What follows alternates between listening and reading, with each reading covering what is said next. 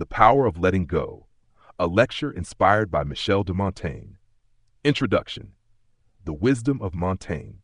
Michel de Montaigne, the 16th century French philosopher and essayist, was one of the earliest thinkers to turn his attention inward and write extensively about the self, doubt, fear, and the art of living.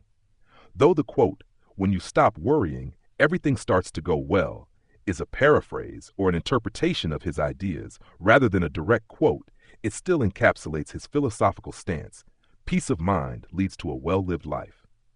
Today, we'll explore 1. What this quote means, 2. The role of worry in our lives, 3. Montaigne's approach to life and anxiety, 4. Practical insights and takeaways.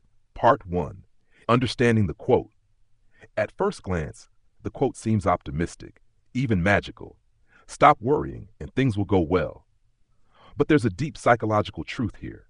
Montaigne suggests that worry is not just a reaction to problems, it's a creator of problems.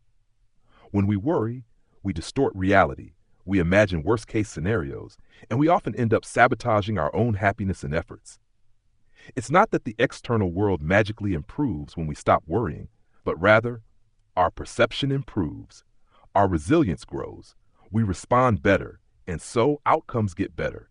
In other words, worry blocks our natural flow.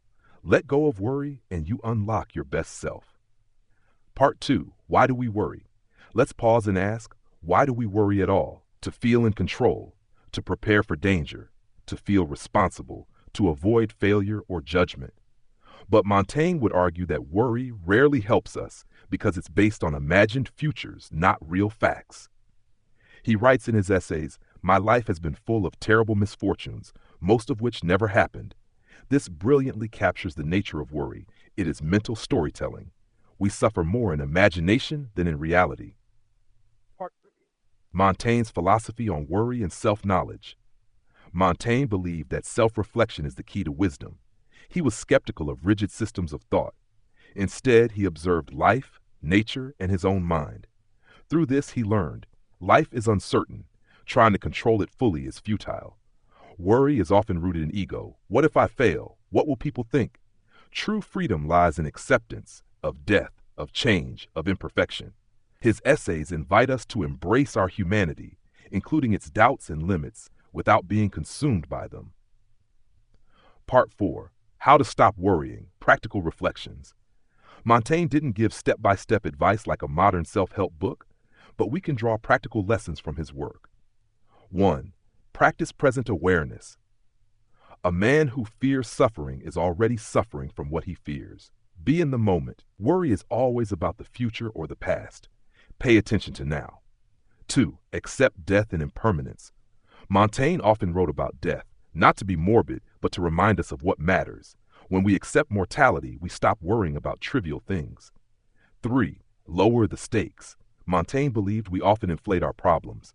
Take a step back, ask, will this matter in a week, a year, a lifetime? 4. Laugh at yourself.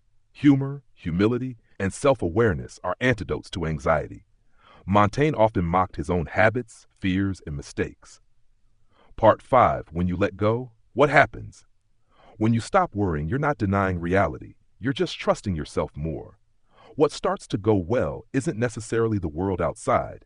It's your peace of mind, your clarity in decision-making, your creativity and courage, your relationships, your sleep, health, and presence. And yes, when you're centered and calm, often the external world responds in kind. Conclusion: a quiet mind is a strong mind. Montaigne's legacy is not a rule book, but a mirror. He invites us to know ourselves, forgive ourselves, and free ourselves from the cage of constant worry. So, next time you feel that flood of anxiety, remember this. When you stop worrying, everything starts to go well. Not because the universe changes, but because you do.